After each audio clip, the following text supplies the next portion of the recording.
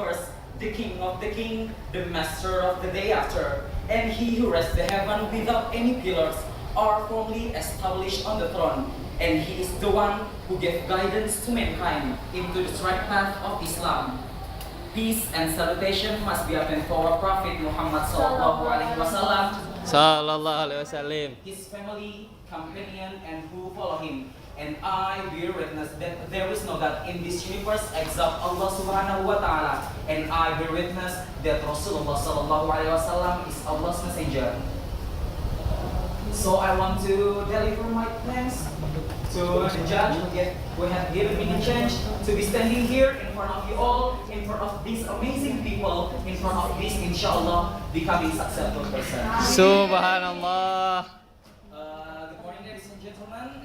Today I would like to begin with a story.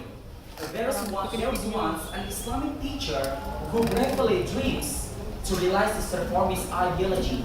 So he created an organization to be the pioneer of Indonesian national revival. They were a key in establishing a sense of Indonesian nationalism and ultimately the independence.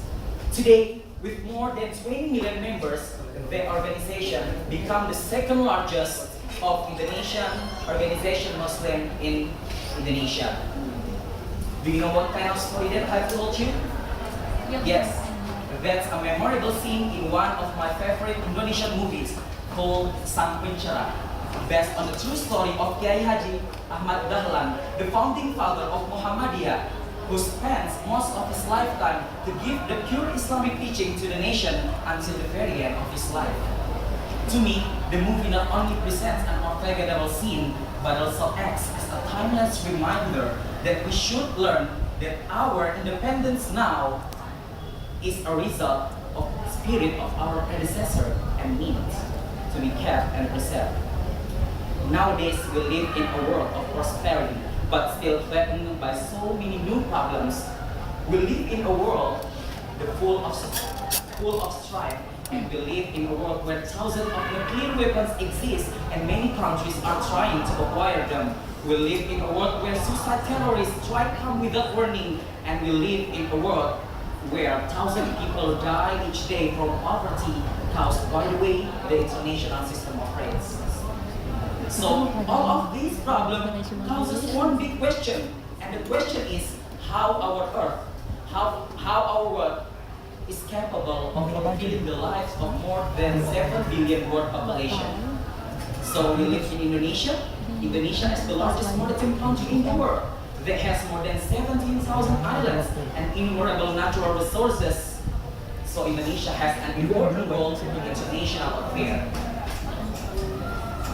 So in other words, do you want or not, can or not, Indonesia, it's inevitable that Indonesia has to be well prepared to get on the stage, to get on the world stage, to participate in international arena which has been affected by the globalization, liberalization and modernization in order to survive in a world that seems increasingly faster, higher, and stronger than before.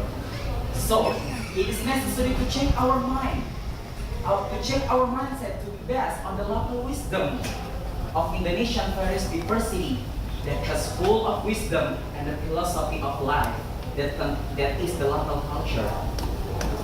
But in fact, we can see how the local wisdom, that full of wisdom, is too hardly implemented in our life.